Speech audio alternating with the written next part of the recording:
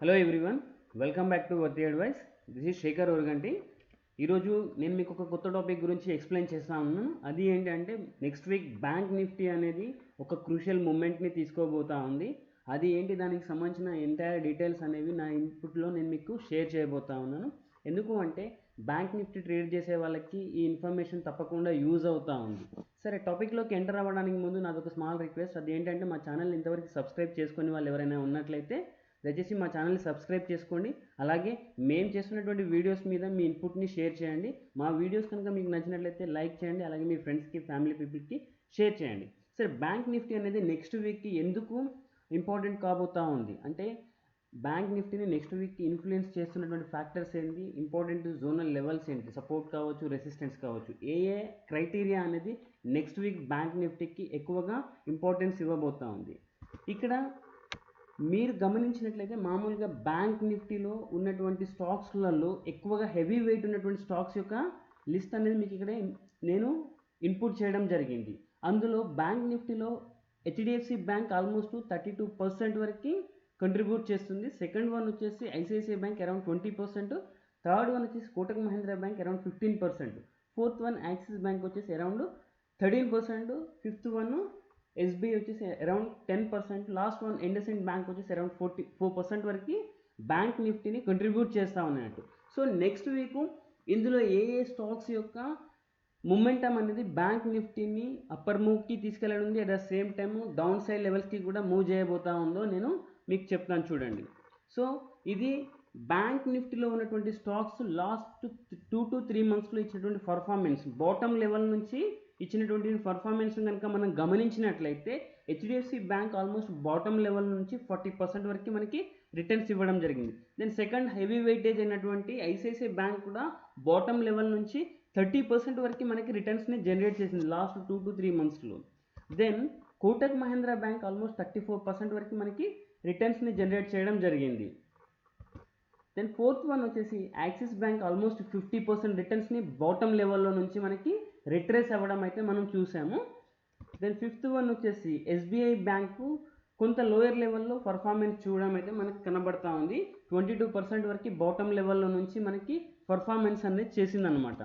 సరే, last one IndusInd bank almost 57% retrace అవ్వడం జరిగింది బాటమ్ లెవెల్లో నుంచి. ఇట్లా బ్యాంక్ నిఫ్టీలో ఉన్నటువంటి హెవీ వెయిట్స్ లాస్ట్ 2 to 3 monthsలో ఇచ్చినటువంటి పర్ఫార్మెన్స్ని మీకు ఇక్కడ డిస్ప్లే చేయడం జరిగింది. వీటి యొక్క ఇంపార్టెన్స్ ఎందుకు ఈ వీడియోకి యాడ్ అవ్వబోతుందో మీకు నేను చెప్తాను చూడండి. సో ఇక్కడ మీరు గమనించినట్లయితే బ్యాంక్ నిఫ్టీ చూడండి, first line bank Nifty almost last 30 daysలో 24% వరకు మనకి రిటర్న్స్ని జనరేట్ చేయడం జరిగింది. లాస్ట్ 1 monthలో మనకి లాస్ట్ 30 daysలో 24% రిటర్న్స్ని జనరేట్ చేస్తే హెచ్డిఎఫ్సి బ్యాంకు హెవీ వెయిట్ అనేటువంటి హెచ్డిఎఫ్సి బ్యాంకు ఆల్మోస్ట్ 24% రిటర్న్స్ని జనరేట్ చేసింది. దెన్ ఐసిఐసిఐ బ్యాంక్ వచ్చేసి అరౌండ్ 20% రిటర్న్స్ని జనరేట్ చేసింది. కోటక్ మహీంద్రా బ్యాంక్ వచ్చేసి అరౌండ్ 17% రిటర్న్స్ని జనరేట్ చేసింది. సో ఈ రిటర్న్స్ అనేవి లాస్ట్ 1-2 months నుంచి మాత్రమే మనకి హెవీగా పుష్ చేయడం జరిగిందన్నమాట.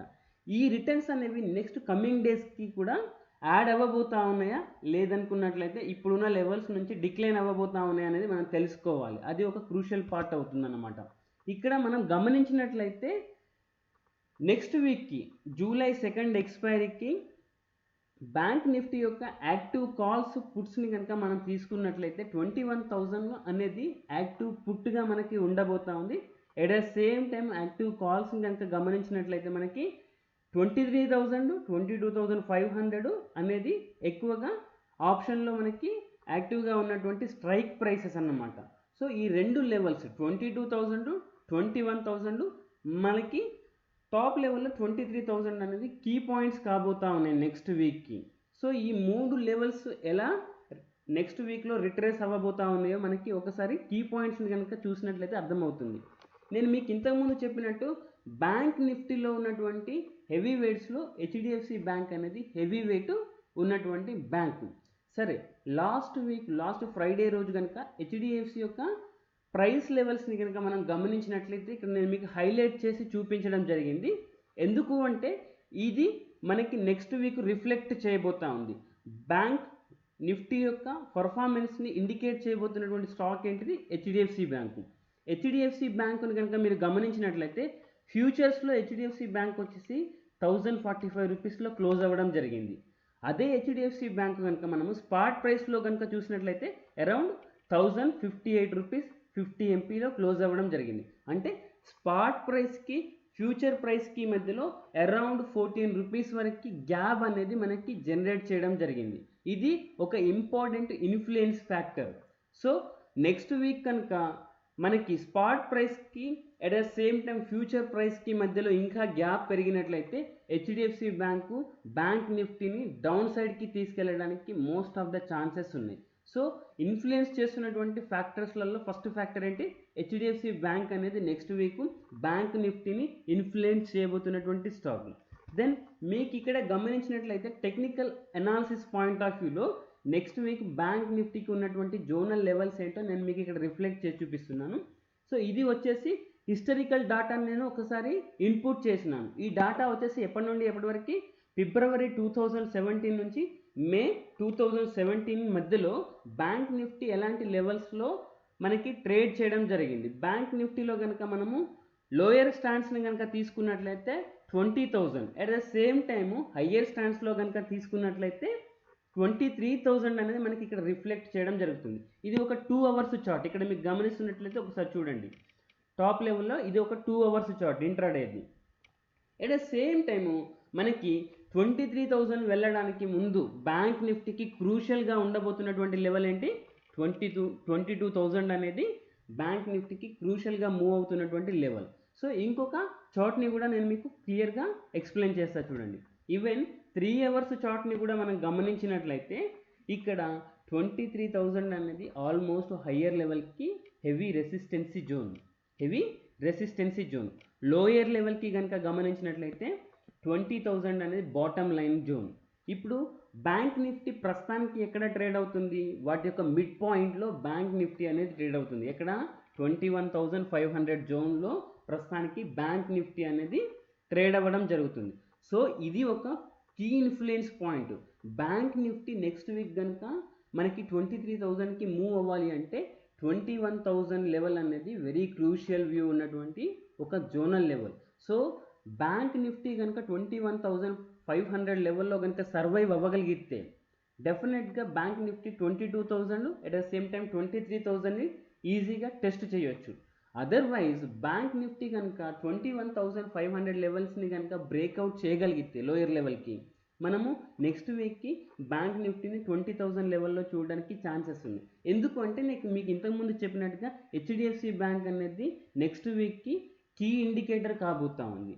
ఇంకొకటి నేను మీకు క్లియర్గా ఎక్స్ప్లెయిన్ చేస్తా చూడండి, అది ఎలా అనేది ఒక్కసారి మీరు ఈ చార్ట్ని కనుక గమనించినట్లయితే ఇది కూడా బ్యాంక్ నిఫ్టీ యొక్క టెక్నికల్ అనాలిసిస్ పాయింట్ ఆఫ్ వ్యూలో ఉన్నటువంటి చార్టు.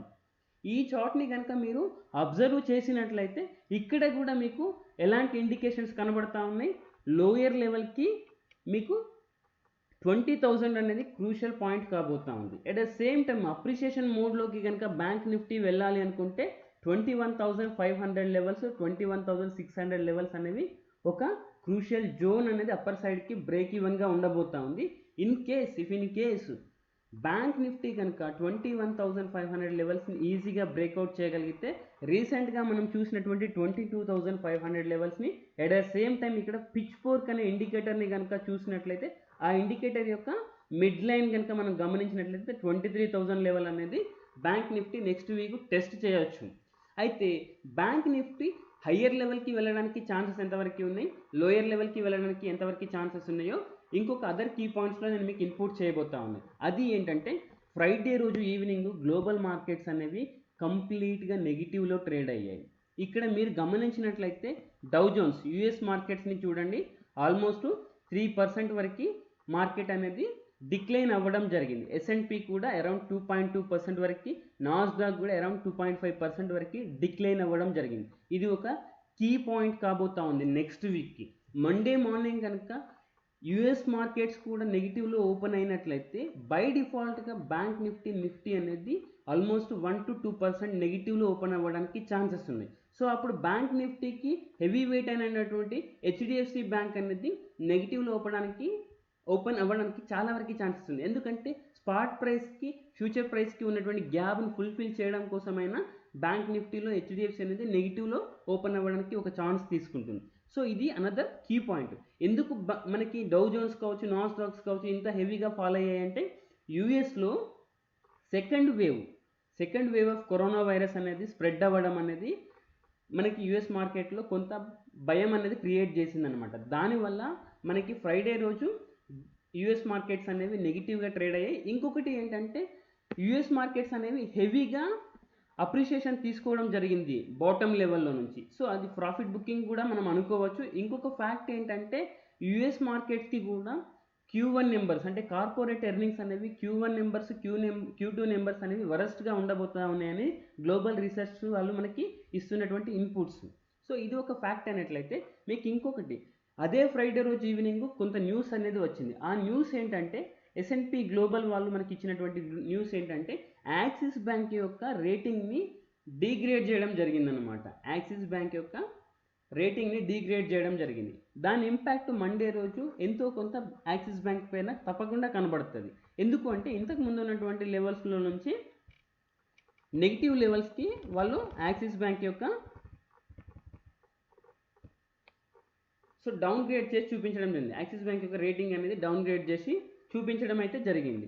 ఇంకొక ఇంపార్టెంట్ న్యూస్ కూడా S&P వాళ్ళు ఇన్పుట్ చేయడం జరిగింది. అది ఏంటంటే ఇండియన్ ఎకానమీ అనేది డీప్ ట్రబుల్లోకి వెళ్ళబోతా ఉందని చెప్పేసి వాళ్ళు వార్నింగ్ అయితే ఇవ్వడం జరిగింది. సో మన యొక్క గ్రోత్ రేట్ అనేది 5%కి మూవ్ అవ్వాలి అంటే అది ఎప్పుడవుతుందంటే ఫినాన్షియల్ ఇయర్ 21లో మేబీ ఇండియన్ యొక్క గ్రోత్ రేట్ అనేది 5%ని టచ్ చేయొచ్చు అని చెప్పేసి వాళ్ళు ఇండికేట్ చేయడం జరిగింది.